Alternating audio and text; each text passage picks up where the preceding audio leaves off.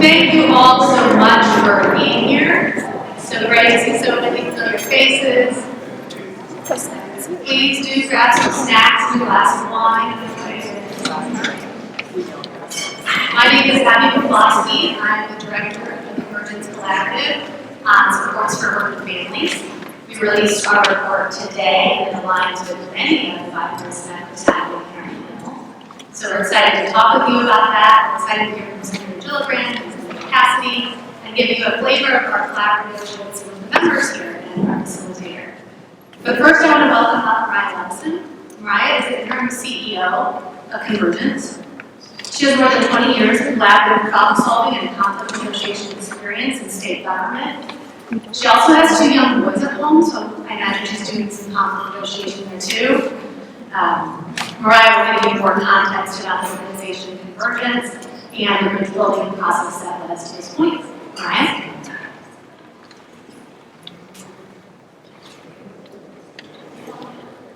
Thank you, Abby, and thank you everyone for being here tonight. And yes, my conflict resolution skills work much better here than with my 2 young boys at home. So I try.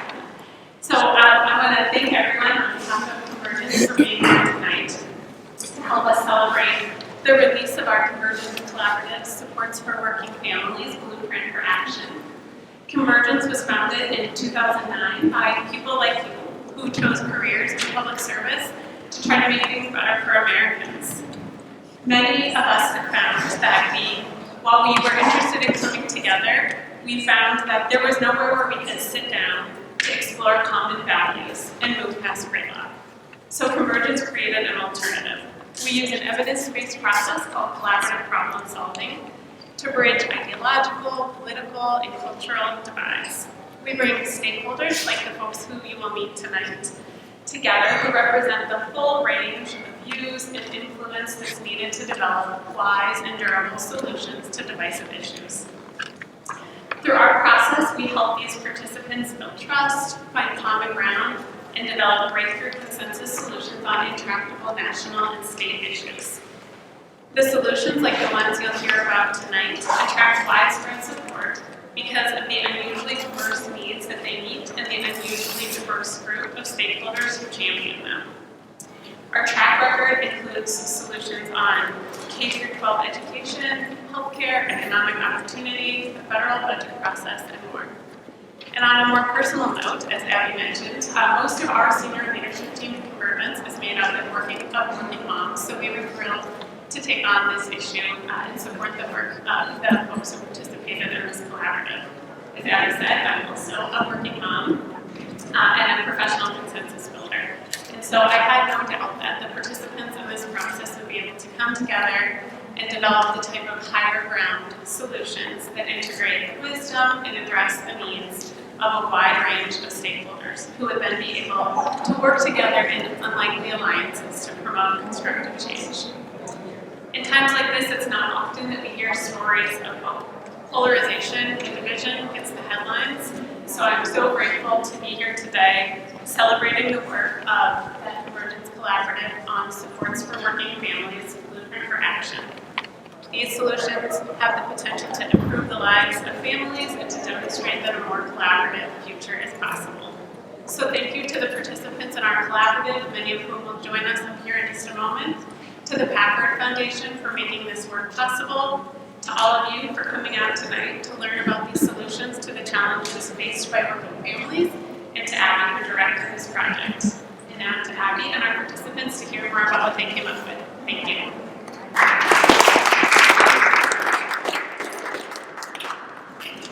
One of my first jobs in Washington after college was down the hall, working for Senator Shelby, and so it's always really special to be back here. After the Hill, I worked at the American Enterprise Institute, and that's where I first started researching issues of family and motherhood in particular, and I was intrigued about why at the time it seemed a bit of a partisan issue, or why we didn't pay as much attention to it as other issues, despite being a significant inflection point in the data. But the issue wasn't personal to me yet. And then in 2014, I got my dream job of running policy for a presidential campaign. And a few days after I said yes to the job, I found out I was pregnant.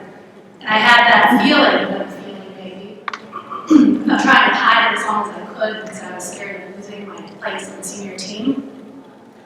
And then after I gave birth, all of the data I'd seen about 1 in 4 women returning to work within 2 weeks of giving birth took on a whole new meaning to me because nothing is healed or attached or back to normal by then. When I miscarried twice and needed surgery, I realized I wasn't going to talk about that either. And now I have 3 young children, they're 8, 6, and 3, and every day I have a conversation with my husband about who's going to be where when. And we have a tremendous amount of resources and care and flexible jobs, and we still feel like we're tripping over our own feet. And I say this because most people in this country don't have those things. There's something about our culture that rubs up against parenthood. It shows up in the data on our rising rates of maternal and infant mortalities, on the decreasing share of budget that goes to kids, on parents who have decreasing hope for the future, and people increasingly opting out of forming families altogether. It shows up in our politics too. In Texas, where I now live, we have some of the most stringent abortion laws in the country, and we give some of the least support to vulnerable mothers and children. And this is a really hard combination for me to understand. I think it's a really hard combination for a lot of people to understand. And it's evidence of our widespread polarization that has impacted so many things, but also family policy. And this is why when I was approached by the small, nimble team of Convergence for this project to bring people together across differences, I was in. We chose people, first and foremost, and a lot of them are in this room, for their expertise in issues of children and family. But we also chose people who I knew from the field disagreed with each other and thought there should be very different paths forward. And it has been such a privilege and a thrill to work alongside 32 of some of the most talented, kind, generous folks in the family policy space. To my knowledge, it's the most diverse group that has gathered on these topics in recent memory. It's also been a terrific delight to get to know the Convergence team, Mariah, Greenland, Alex, Ducey, I should probably read to don't forget that, as well as David and Kona from the Consensus Building Institute. I've learned so much from you. I started calling our collaborative meetings couples therapy, not that I've been, of course, but that's what it felt like. We convened monthly throughout 2023. We met in person and remote, and in addition to the relationships, we developed a report that we see today. There's 4 main areas of reforms for policymakers, employers, philanthropists, and communities. One is changing the story, which includes elevating the needs of children and policymaking through new structures. The second is a bit of a hot topic on the Hill right now, is rethinking cash support for families, which includes thinking about how to use existing spending better and directing relatively more to low to moderate income households. The third is ensuring more high-quality care options for children. This includes parental care in the home and care outside of the home. And the last is supporting parents with infants and adopted children, which, among other things, includes a baseline of protection and support for those with children. And it's on that point that I'm so delighted we can have Senator Gillibrand and Senator Cassidy with us tonight, who both have had parenthood and childhood at the top of your policy agenda. And I admire that, but also working together across party lines on paid leave in particular. So the nation needs more role models working together, and families with young children need more support, and your work together accomplishes both. So thank you for being here with us. Senator Gillibrand is going to come up first, followed by Senator Cassidy, and then we'll go on to the panel of members. Thanks so much.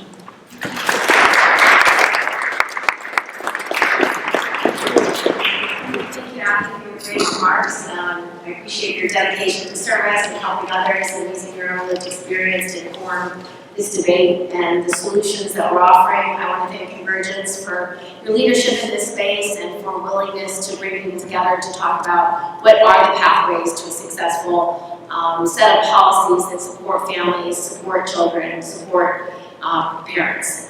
Senator Cassidy has been a joy to work with. He's here, so I'm just going to talk about him.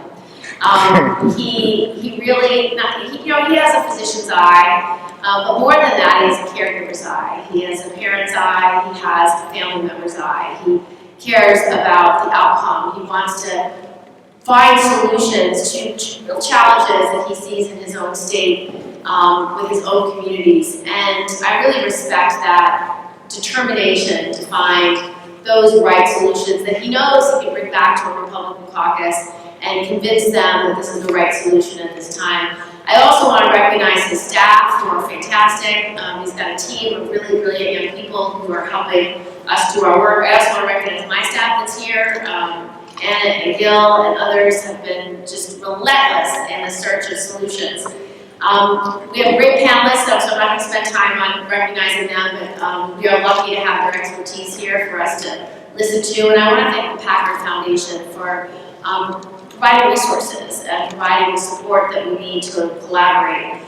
I'm a mom of 2 kids. When I had my first kid, I was a lawyer at a law firm, and they had no parental leave policy. They had no maternity leave policy. They had no primary caregiver or secondary caregiver policy. They had nothing. So I wrote one, and this was, about 25, no, maybe 22 years ago. And I looked at what was the state of the art then, and it was 12 weeks for parental leave, 12 weeks for primary caregivers, less for secondary caregivers. But it was for new children, and not many people had for all life events. Like, it really wasn't well developed even 20 years ago. So when Senator Cassidy and I started talking about this, we wanted to look at all life events and make sure that caregiving can happen when it needs to happen. So when your parent is dying, or you have a child who's hit by a car and is in a wheelchair for 5 months, or adoption, or a new baby, or you're a service member family and your spouse is deploying. These are really important life events that are hard to manage what you're going to do with them. How do you manage your care? How do you survive that time? How do you make the tough choice between your paycheck and the challenge of caregiving that is being presented? So we are very optimistic about finding a way forward. I am very excited about the status of those negotiations. We have a very robust working group, and I just want to read some of the members so you know how wide-ranging this working group is. We have Bob Casey, Democrat from Pennsylvania, Maggie Hassan, Democrat from New Hampshire, Cynthia Levis, Republican from Wyoming, Tom Tillis, Republican from North Carolina, Kirsten Gillibrand, Independent from Arizona, Todd Gelb, Republican from Indiana, and then a bunch of House members, both Democrat and Republican, being led by Chrissy Houlihan from Pennsylvania and Stephanie Bice from Oklahoma. So these are real leaders who I think can bring their ideas and solutions to the table. When we come up with this bipartisan paid leave bill, it will be based on a lot of the feedback we actually got from stakeholders. We've gotten over 100 comments from stakeholders that we have collated, we have analyzed, and we are publishing so that people will have a sense of what the experts have suggested. This paid leave plan that we come up with will not be perfect. It will not be the perfect paid leave plan, but it will be a very good paid leave plan. And it may be one that can get states started and can get businesses started and individuals started who would have access to absolutely no paid leave otherwise. It's not good enough that paid leave is only really accessible to 20% of the workforce. And one of the challenges that we're really focused on is the lowest income worker, because the lowest income workers are the ones who can't take unpaid leave. A lot of states and a lot of nationally, we protect a good bit of unpaid leave, not for all businesses, not for small businesses, but for a lot of businesses. But if you are a low-wage worker, you can't access it because you have to feed your other children or your family or yourself, and taking any time off is nearly impossible. So I am very hopeful, very excited, and I just want to thank you all for being so invested in finding solutions and working together and bringing communities together around those solutions. Thank you so much, and I'd love to bring up my colleague and friend, Bill Cassidy. He really has been a bright light in the Senate, and he's just an absolute pleasure to serve with and to work with.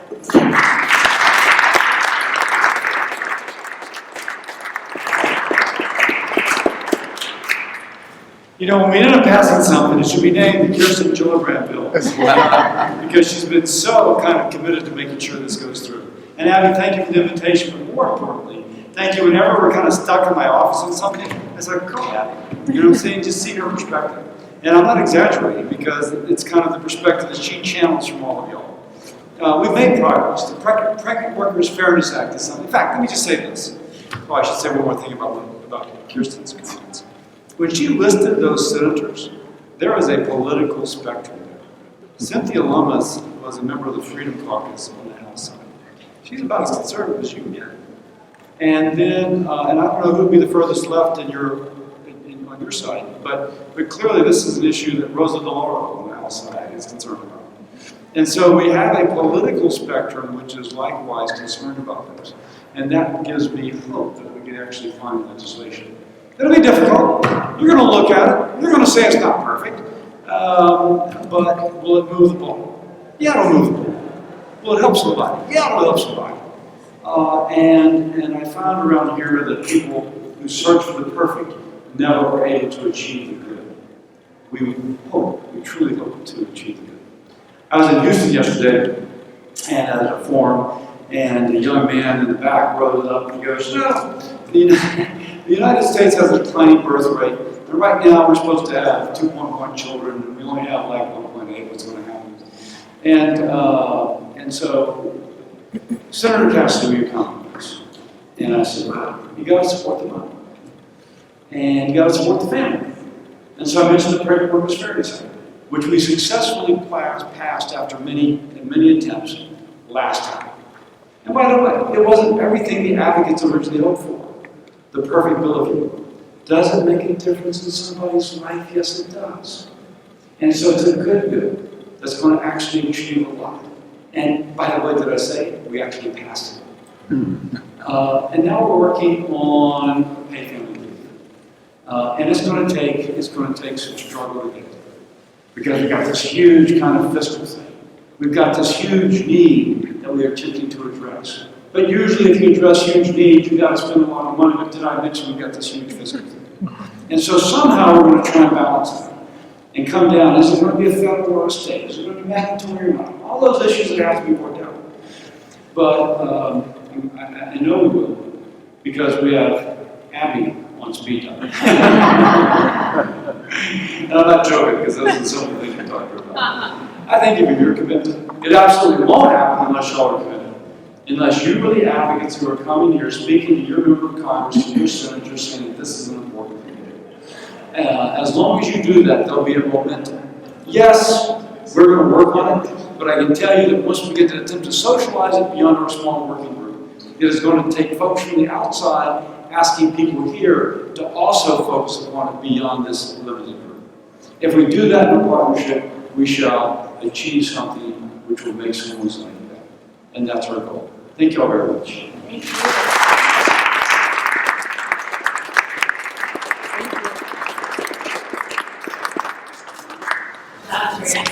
We're going to welcome up our panel now. So thank you so much, Senator Gillibrand and Senator Cassidy. David will be moderating our panel. This is David Fairman. You can start walking.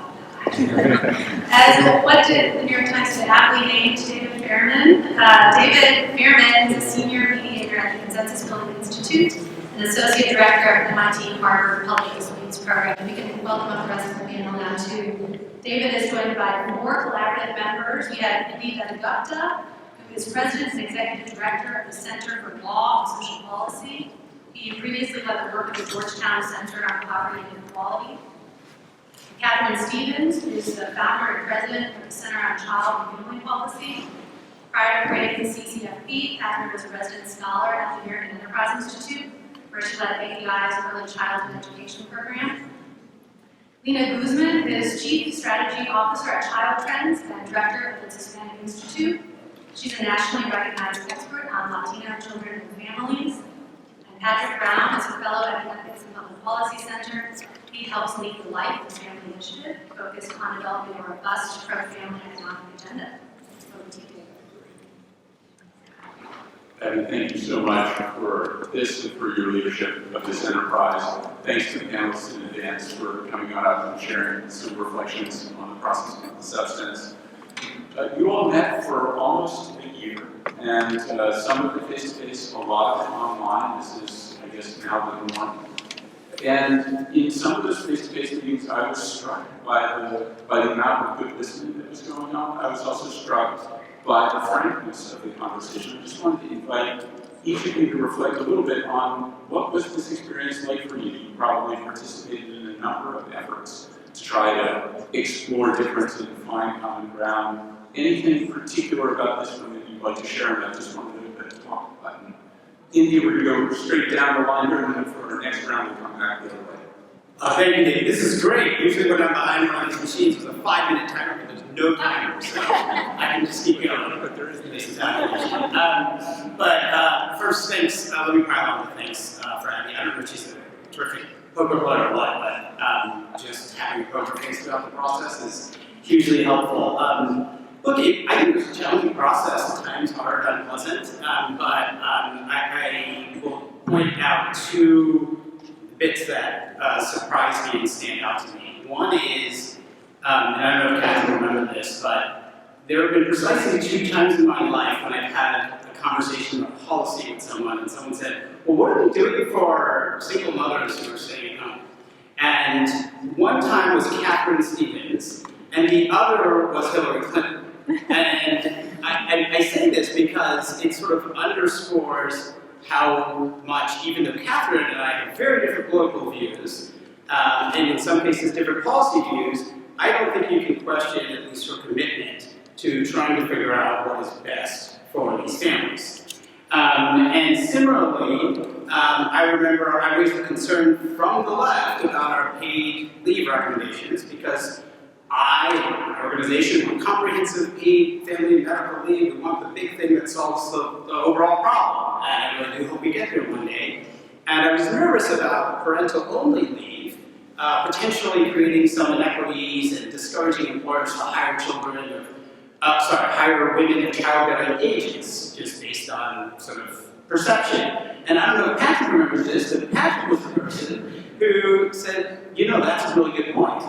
And Patrick and I also have very different political views. So I think it underscores just how much we often assume too much about each other's views. Thanks so much for that. And Catherine, to you. So I want to underscore thanks to Abby for doing a heroic job. I don't know who else could possibly have pulled this off. And to the Convergence Collaborative staff and our amazing moderators. I don't think I've ever seen moderation, such skilled moderation. It was essential. So I want to echo exactly what Andy said. Andy is my surprising best friend. I don't think either one of us would have expected that. And in general, I want to underscore, I think the biggest takeaway for me is how essential it is for people from different points of view to come together physically. We met enough in person so that online worked. But an observation I think I've made to the group is human beings are hardwired to interact in 3 dimensions. We cannot build relationships, we cannot understand each other on a screen, much less on a piece of paper. And I think that in general we've underinvested in creating space, moderated space, respectful space for people, human beings in 3 dimensions, to interact with each other. It's just astoundingly important, and to me that's probably the biggest takeaway from the experience. Thank you, Catherine. Lee, please. First, I also want to echo everyone's thanks to Abby, who I actually have herself remember, so she will be a my spouse, as well as David, who I think was very aptly, couples therapy for policy. We should all have a David in our lives. So, I think echoing a lot of what was already said, bringing together this very diverse group of folks, not coming just from research, from policy, but bringing together folks from employers, from faith-based communities, really representing that spectrum, the political spectrum, was just critical. Getting outside of our comfort zones, getting to pass I'm right, my data show this, and getting to the point where we can at least get to the kernel of common ground, because the stakes, frankly, are just too high. Children and families need this. They needed this very long time ago. They needed this when I was growing up. Think about the community that I grew up, a working class community in Queens. Paid family leave. I think at most we had 6 weeks, most of my mom and my aunts and my cousins. And I think my mom was probably the only one who had, 6 months, and that was because my dad subsidized that through overtime. It wasn't because it was paid, it was subsidized through just a lot of extra hard work. Childcare is the same thing. So really, our families, our communities, they all need us, and they need us to hold on to that common kernel of common ground, so that we're not talking past in silos, doubling down on being right, really moving the needle forward. Very much. Patrick, please. Well, I think in DC, a lot of times people talk at the game about like partisanship, but bipartisan conversations take a lot of work. And if there's one thing that Abby and Breland and everybody put in this project was the work that is necessary to sustain this conversation. And I think one thing that I kind of took away from it is it's useful to have these conversations, both at the 30,000 foot level and also getting into the granular trade-offs. The city was mentioning the trade-offs. So what happens when we design a certain policy a certain way. Part of what I found the most fun was hearing people who I agree with on a lot of issues, Catherine or Josh or other people who were part of the project, who I agree with on 95% of things. When they were engaged in conversations on certain different topics, thinking, oh, you know what, maybe you made a good point there, or someone else on the front who I might, think of as being opposite from me on certain things, is actually making a really salient point that I think myself as somebody who's more on the center right needs to take into consideration. You're having that opportunity to, engage across the aisle and examine our priors, right, our sort of philosophical assumptions about what we're bringing to policy. That was, I think, probably the most fun that I had. And also, I think my favorite page from the report that we produced is this last page, page 20, which talks about calls to action. The fact that we didn't constrain ourselves to just talking about policy change. Policy change is essential. It's important. CDC conversations that were happening, PAB working group, all of these things are mandatory, in my opinion, to build a more pro-family society. But we didn't let employers and philanthropists and other stakeholders off the hook either. We thought about what it would take to have a culture that recognizes the hard work that parents do, that supports the family as the integral unit of society, and recognizes the work that having kids and raising them is. I think there's a role for us all to play, so I'm really excited that we included that in our conversations. Well, thank you all for those reflections, and I think folks in the audience can hear the level of self-reflection that happened in this process, which really contributed very much to people being able to respond well to others. And it's a testament to the way that Convergence structures these processes, that we started with a broader exploration of what would make a family flourish. And that question actually turned out to be a surprising one for the amount of common ground that it generated early, and then allowed people to go on to a process of dialogue that was not initially aimed at union seeking, but was aimed at building mutual understanding before, in the later stages, we got to, so what do we actually want to recommend or do about some of these problems?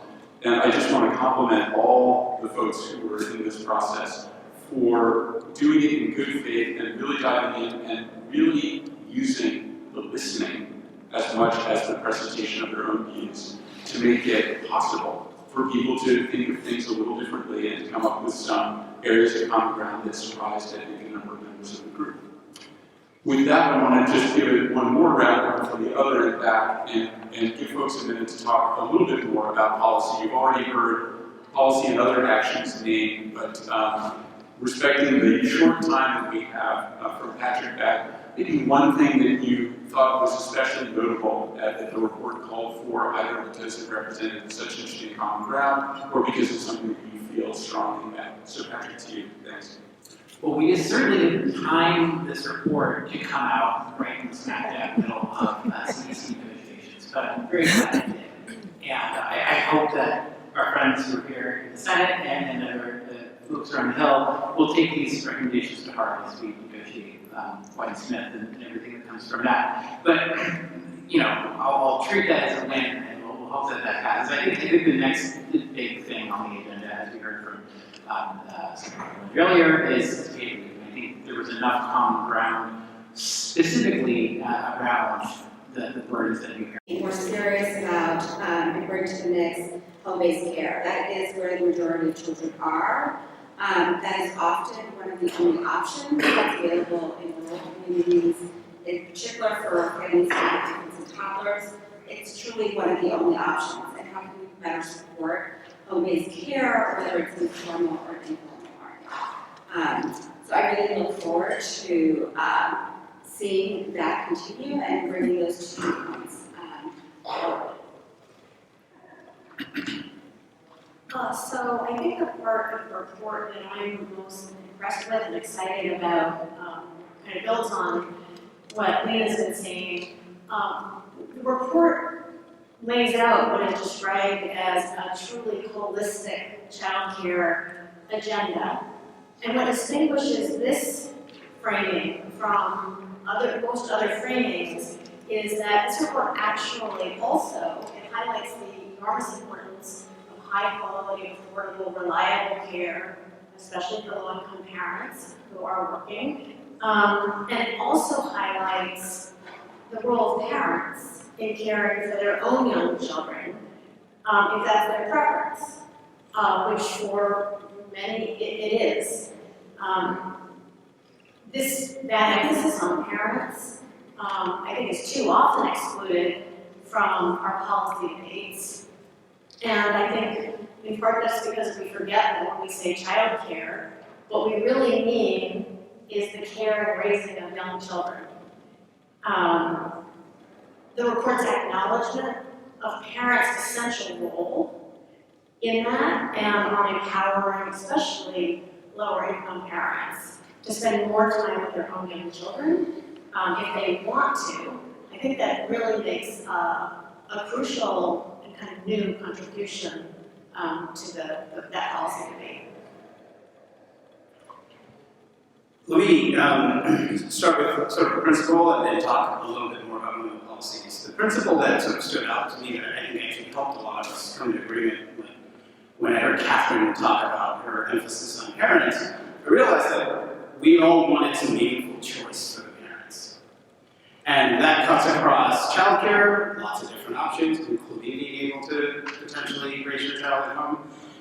That includes paid family medical leave, without which people's freedom is quite limited, as we've all heard.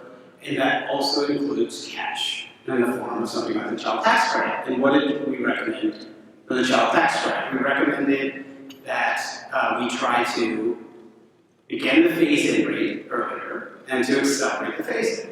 And you look at the deal in front of us, and not only does it do that by phasing in per child and starting the phase-in sooner, but it does a number of other things that build on previous bipartisan agreements. So, for example, there's a provision that allows people to consider their income from a prior year. And that is a provision in other contexts that Senator Cassidy and a group of bipartisan senators have advanced. Even leaving the requirements right now for an SSN and ITIN as they are, I think that was actually quite important for us to find common ground. We are not excluding any people from the programs and policies that we recommend here.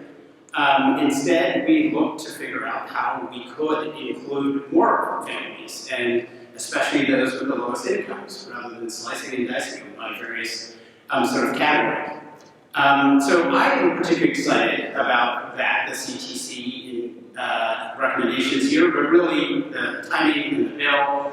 And look, if you look at the coalition behind it, and some of the folks who are in the room, we've got friends from ESP, Economic Security Project, Ms. Gannon, Center on Budget, our colleagues in class, and so many others. Everyone is working together. Nobody cares what anyone's political views or ideology is. Everyone's working together like this. And that's how we got to where we are. We don't always have those opportunities, and certainly for us, the bill is way short of what we think children deserve. But as Senator Cassidy said, we ask ourselves, does this move the ball? And for me in particular, I always want to know, does this lay the foundation for something else that we might create later? And sometimes just by doing it, you can build support for the thing that you want to create later. Thanks to you all for that great round of insights on the substance.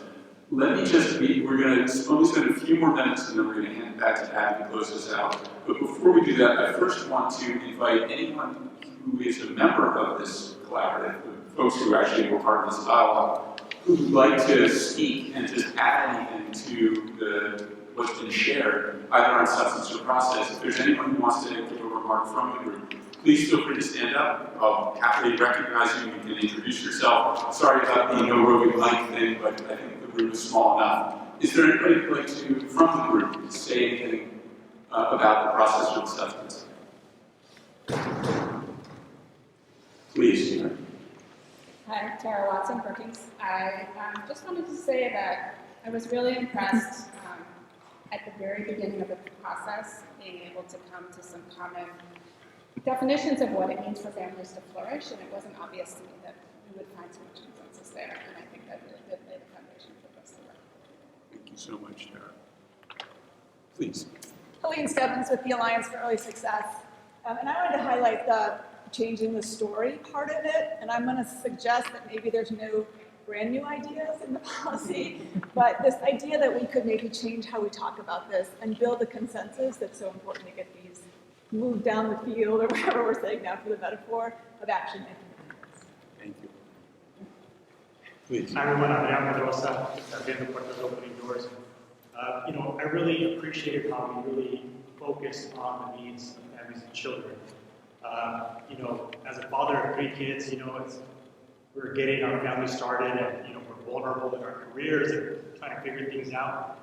We have this little human being that we're introducing to this world, and first, second, we haven't figured out the first 2, and then the third kind of threw us for the loop. We hear this continuously from families that in the earliest years, as families are getting started, that's when they're the most vulnerable economically, educationally. Parents are trying to figure out their own professional and educational growth. And I appreciated that those discussions were happening about whole family needs, as opposed to just focusing on one aspect of what children and families need. Thanks so much for that. Anyone else? Yes. Hi, Sarah Rittling with the First 5 Years Fund and First 5 Action. When I spoke with Abby prior to being invited to be part of this wonderful group, I was like, it can't be another report that just goes on a shelf and we move on with our lives. And so, for our day jobs, so I'm really happy that this is an actionable thing, that we all can continue to move forward and not put on a shelf, which is also a plug to everybody that we keep moving forward. So, thank you. Thanks. Anybody else from the group? Yeah, please. Sorry. Yes. I just wanted to say what I really loved about the work is, of course, doing what I love best, which is focusing on leave and talking about issues that are relevant for economic opportunity and improving family flourishing. But I really like the focus on both the narrative and the evidence, building evidence towards getting where we want to go. So change the narrative, but at the same time also figure out what are the data pieces that we need to push this conversation forward. And I remember hosting Senator Cassidy and Senator Sinema at that time at AEI, and having a similar conversation. But I think what's pushed it forward is the ability to provide them more data and evidence so that they can go and say, well, here's why we need to do this, and it's not just coming from some ideological perspective. So I really appreciate this. Thank you. Thanks for that. Please. Yes. Yeah, I'm Linda Smith with the Bipartisan Policy Center, and I want to echo what Catherine said, and I think I appreciate most of that looking at this from a parent's perspective, and what is going to work for parents rather than the various programs that we have in this country, because we all know, and we highlighted, that what parents are choosing is often different than what's being provided to them. And I think it's something that was missing, and I'm really, I think it's coming out of this effort. Thank you so much. Anybody else from the group? So if there is anyone in the audience who wants to ask a question of our panelists, we can take 1 or 2 if anyone wants. Please, sir, if you just would mind introducing yourself. I'm Rick Callahan from Chicago. That's all you get. Welcome. I'm more interested in extrapolating the process here than to actually what you accomplish from it. And I'm wondering if somebody had a eureka moment where you suddenly say, oh, wait. And as an example, a couple months ago, we were having dinner and one guy was talking about the supply chain and how dangerous the supply chain was during COVID, that we were in big trouble. And without being crass, I said, well, wait a minute. Demographically, we have a supply chain issue too. We're running out of kids. And that changed his whole focus on it, just accidentally. It wasn't a brilliant thing, it was just accidentally said that. And I'm wondering if something happened that you said, oh, wait a minute. And Anybody want to take that one? A reframe, a new way of looking at something? I'll say that I don't think there, for me anyway, was any one moment. We had this tremendous opportunity, this tremendous luxury of spending dozens of hours together. And so, to me, it was a more kind of incremental process where 1 minute Indies like and I are not getting along, and then the next minute we're just sort of reluctantly recognizing that we're on the same page. So for me, that's more, it required more time. Maybe we could have lucked out and had one dinner and done it, but it required, I think, a more of a kind of ongoing process for me. Thanks. Does anybody else want to? Yeah, we'll take two more, these two, and then we'll wrap it up. Please, ma'am. Leah Sargent from Niskanen. I'm curious how you think about balancing job protection and job transition for parents returning to the workforce, since often the job of parent held, even if it's held for them by the employer, may or may not fit life after a baby or life after this particular baby, after a NICU stay, a birth injury, a genetic surprise. It's a great question. It actually brings up one of the challenges that we have to work through in the process, which was scope containment. I don't know if you all remember how delightful those conversations were. Yeah, looking for other folks in the audience. But it's a great question. We're part of a broader effort called Paid for All, and we certainly think a lot about the job protection and retaliation work. I don't know how much we've thought about in the coalition otherwise.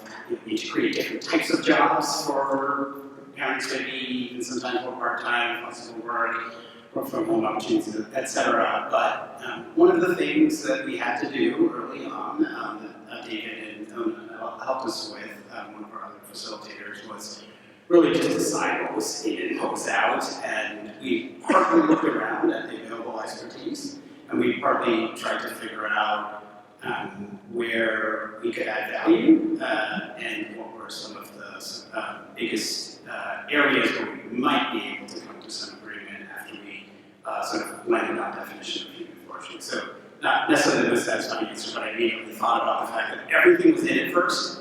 We didn't even know, I forgot the title of it, which I have in front of me. We didn't even know what we meant by working families. Was they something about working families? Yes. Yeah. There you go. What's that took days? A meeting. Yeah. So we didn't even know. We had to, do we have a look back provision for working families? Yeah. It looks like Patrick and Lena wanted to come in. So if I would just ask for a relatively brief, but please, Patrick. I was just going to say, not only did we not know what family, we weren't even sure what we meant by children. We had to figure that out in 86 hours that, we were going to be focusing on young children.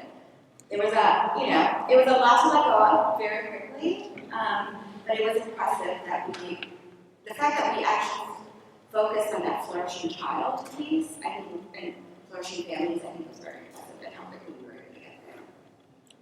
Yeah, just to tag on to that, I agree with both of my fellow panelists on that. I think the important thing is we didn't solve the problem, right? We're still coming to these questions with our own various constituencies, our own perspectives. The fact that we were able to come to an agreement on some of these things, as Annie mentioned at the outset, some of us have different visions for what this could build into. and we didn't address all the questions that Leah raises, but I think the fact that we were able to, even in the limited time that we have, be able to find these areas of common ground, and recognize that, the people who are on this roster, we don't always sign on to everything that's in here, right? We have some reservations here or there, but it was a useful exercise to put those cards on the table. And this is where my vision for what a grand was like. It involves just working with things, and then we have these opportunities to work to incrementally work down the field, or whatever that the analogy we're using is. I think that was again, I'm not to downplay the differences of opinion that still very much exist, but maybe raise their head further down the line. In a situation like Leah raises, and maybe that requires a larger commitment than some of us are willing to make. But the fact that a lot of us could get on board with something like 12-week parental benefit, I think that was really a big step forward. Thanks so much. Sir, last, please. Hi, Galen Carey with the National Association of Evangelicals. So my question is, to what extent did your convergence lead to something more than split the baby compromises to win-win solutions? And if so, have you been able to convey to your respective constituencies that reframing, and how far have you gotten with that? Anybody? I guess what I was speaking to a few minutes ago, to me, is an example of that. I think my emphasis on parents as crucial caregivers for their own children was a dimension of the picture that was maybe less focused on. And I would say that over the course of hours and weeks and months, we did succeed in broadening sort of the way we're thinking about it. And Lynn, I was just thrilled right now to hear Linda's comment, because that's just an example of where Linda and I might have had some arguments, right? And I'm not understanding what she's saying, she's not understanding what I'm saying. And I guess to my first comment, that process is, it kind of has to happen in 3 dimensions. It kind of has to happen in person. That's just how the human brain over evolution is hardwired. There aren't really shortcuts to it. But I would say that for that example, I do feel as though just as one little example, but just from my point of view, we did kind of broaden out the way we're thinking about that issue. Andy, you're going to have last word. Yeah. Well, I'll note that we did, Dan, first, Steve, answer the question. We did have some other recommendations in there, including some of the ones on the page Patrick talked about, where I think we were forced to just be creative and come up with a whole of society approach, some ideas. Born from the UK, there were Sure Start centers, some things that weren't really on anyone's agenda, and someone brought it up, and we thought maybe that was interesting, right? Yeah, they brought it up, yeah, right? And I think that helped, that I will just actually go close, since you said we got the last word, by just saying that maybe to embarrass one of my fellow members, Rachel Bressler out here. Rachel and I actually met on C-SPAN Washington Journal, which I know you all watch every day, but we were going at it against each other. Hey, that's actually how we first knew each other. And actually, that was actually, for me, it was fun. I don't know if that's for you, but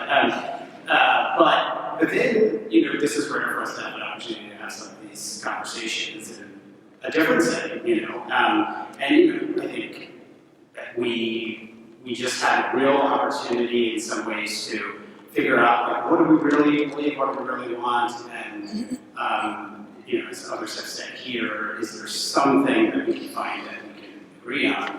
And similarly, I don't think the disagreements with Linda and Catherine were hypothetical, because I remember them. It just shows real progress. Thanks for that, Andy. Nice note to end on. I just wanted to thank again my colleague, Ona Ferguson, co-facilitator of this process, who unfortunately couldn't be here today. I would like to invite you to thank all of our panelists and all the members of this collaborative.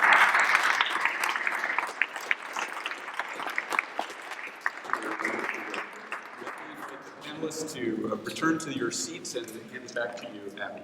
And we are going to hold some time for those cocktails and snacks and party magic, convergence between humans and interacting together. Everyone who was a member of the collaborative is wearing a printed name tag, so they can be easy to spot. But truly, we have a Packer Foundation to thank for holding this space, these conversations, for investing in something that was truly apolitical and private and not performative, and we didn't know what would necessarily come out of it at the front end. And so I want to welcome up Dr. Muramani, who invested in this project, and she'll close us out today.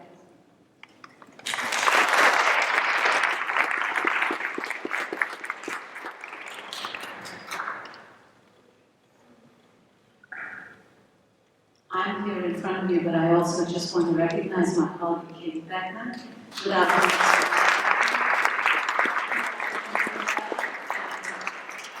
I think I'm the kind of vice president, let me tell you, I follow Katie leads. So thank you, Katie. When we set out to actually explore doing work like this, we had no idea where we would end up. What we did know was that we are so, at least the rhetoric in the media, is all about how divided we are and how it's impossible for us to really come together. And we are having cultural debates, ideological debates. And at the Packer Foundation, we've invested in children and families for over 6 decades. We've invested deep in communities, we've supported systems change, and we have funded state and federal policy. And we thought, what is it that we really can do to sort of shift and turn the tide, or to interrupt a steady stream of what felt like it was partisan politics, right?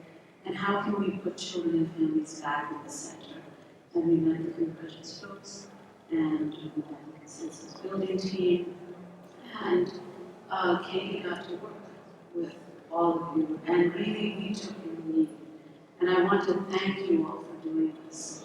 I attended the very first meeting, and I think the panelists really represented so well what that journey was like, from definition of terms, understanding sort of what we each meant when we spoke about things, and thinking about what family flourishing really was. That was the conversation I was a part of. And then to see what the report calls out today, and to know that we have actually found common ground on some of these, while the details will need to be worked out. I think that is so important to do. The power of good policy, well implemented, cannot be underestimated. And so to have an action plan that puts families in the center really privileges the outcomes that we want to see in the well-being of young children, especially when you have declining birth rates. Let's really shift this tide and shift it now.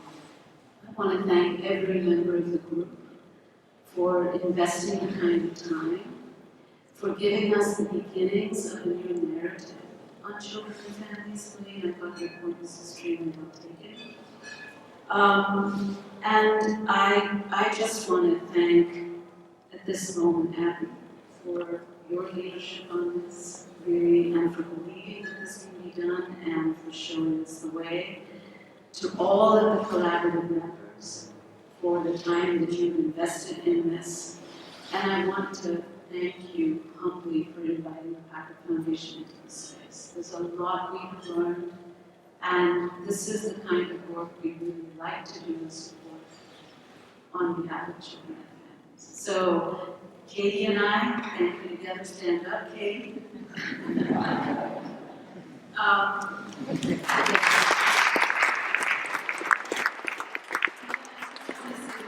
We're thrilled about the passage of the CTC in the House. And if Congress is looking for other bipartisan policy ideas, we got them. So here's the blueprint. Let's get to work. Thank you all.